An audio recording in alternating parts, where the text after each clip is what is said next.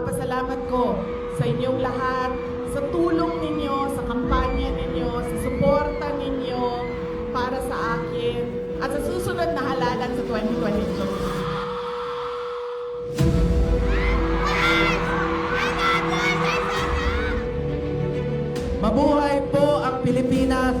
Mahalin po natin ang ating kapwa Pilipino.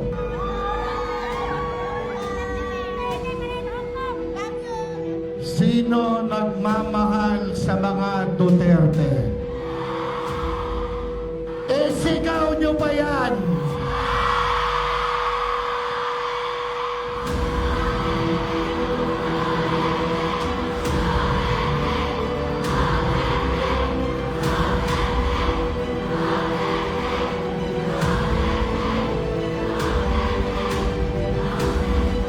Alam niyo, I do not know if you still believe in me.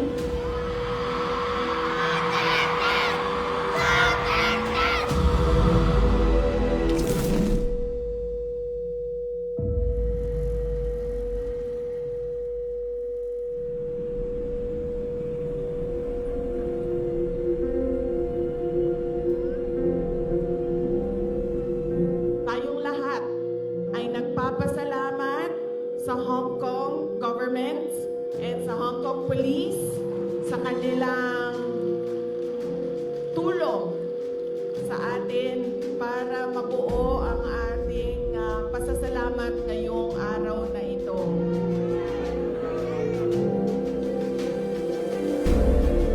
Marami tayong mga kababayan na nandoon sa labas at lahat ng mga first-timer na nakakita sa akin.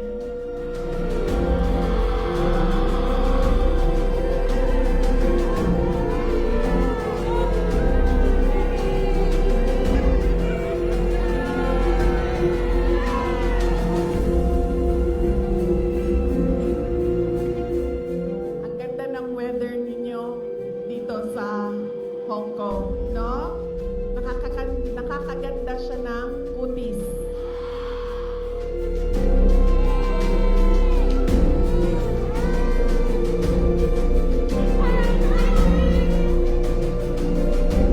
Dapat magkita-kita tayo doon sa ating bayan. Kaya lang sa sitwasyon natin ngayon, kailangan talaga punta tayo sa ibang bayan maghanap buhay.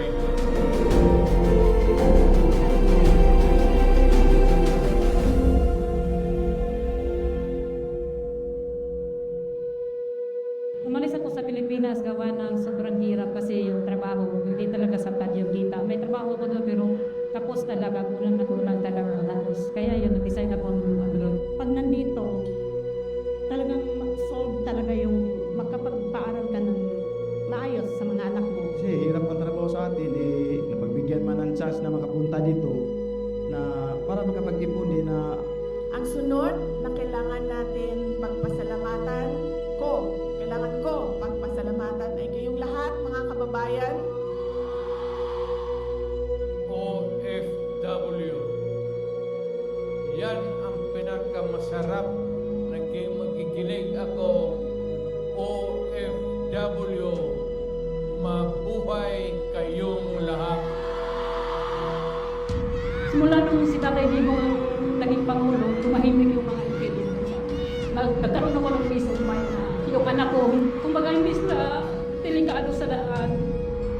Sobrang happy ako dahil nung umupo si PRRD, kahit sabihin natin maraming tumutugis, maraming tumutugis sa kanyang war on drugs. Pero majority po sa atin ng mga Pilipino, pwera na lang doon sa mga drug lords, mga drug user, mga ano, yun ang ayaw eh. Pero kami, lalo kami mga OFW, naramdaman namin ang safety ng aming pamilya.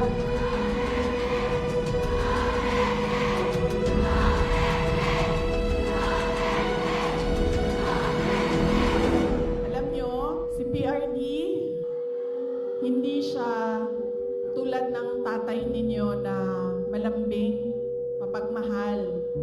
Hindi ganyan ang tatay ko. Ang tatay ko galing siya sa generation na laging galit.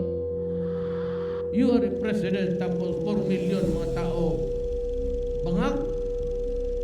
Talagang mag-uula ako. O, duha na lang mo. O sa, sulti mo, dili. Ayong mga kriminal, huwag kayong mag-standby dyan. Pag napulot mo kayo, pantay kayo. Kaya talaga ako galit. Gabang na ninyo. Hindi mo nagawa daw. Di ba, bawi tayo. Di kasi kayo nakinig kay Tatay Digong eh. Umaharap po kami dito para suportahan nyo yung mga leader na pambato po natin.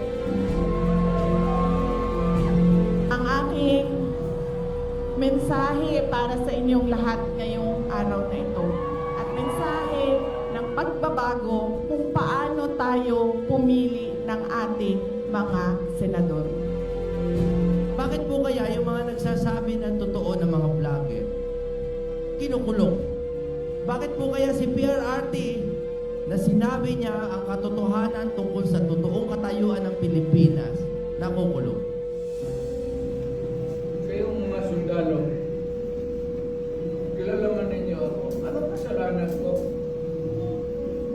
Bigyan ninyo ako kasi isang ordinansya lang na ginawa.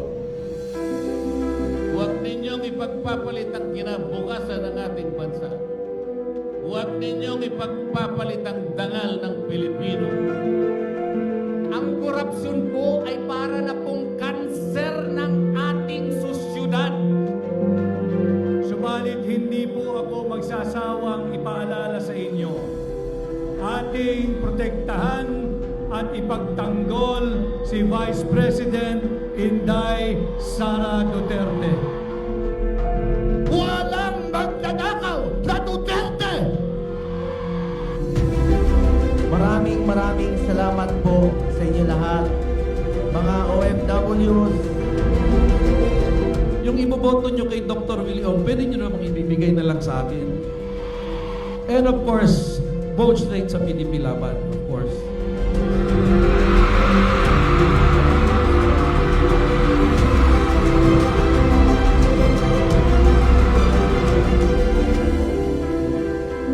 Alam nyo, bakit ako nandito ng maaga? Gumising talaga ako ng maaga. Ang alarm ko, 6:30 a.m., 7 a.m., 7:30 a.m., 8 a.m. 4 yung alarm ko para hindi kami mag-abot ni President Rodrigo Duterte. Napasyal ako, kasama ko ang anak ko. Saan ba si...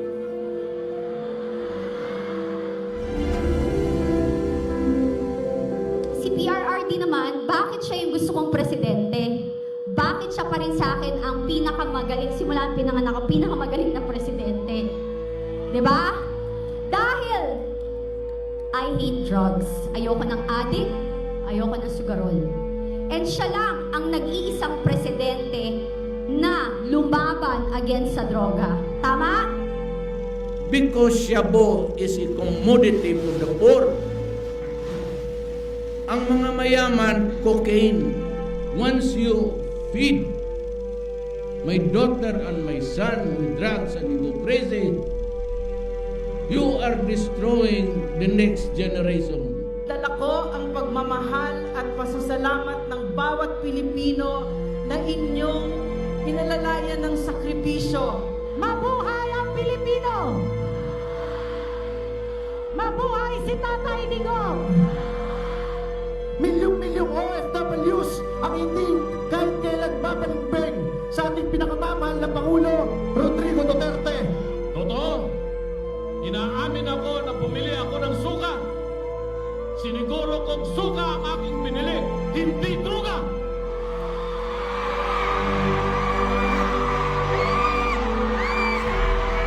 Ano man ang kasalanan mo na ginawa ko man ang lahat sa panahon ko para may konting katahimikan at mapayapa ang buhay ng Pilipino.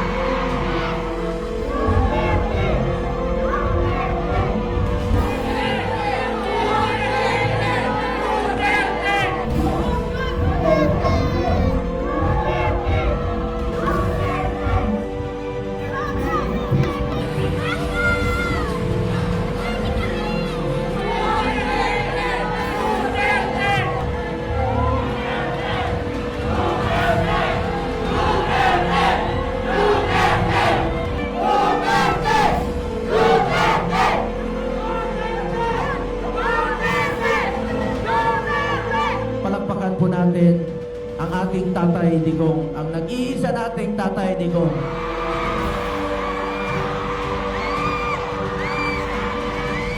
Assuming na totoo talaga yung naririnig ninyo, bakit ko ginawa yan? Para sa sarili ko? Para sa pamilya ko? Para sa inyo at ang inyong mga anak sa ating bayan. Kaya ako man,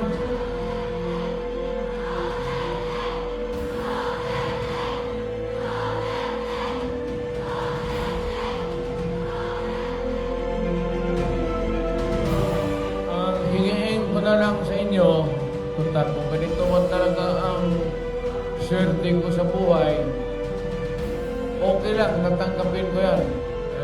Wala tayong magawa eh. Hulihin tayo, ikulong tayo.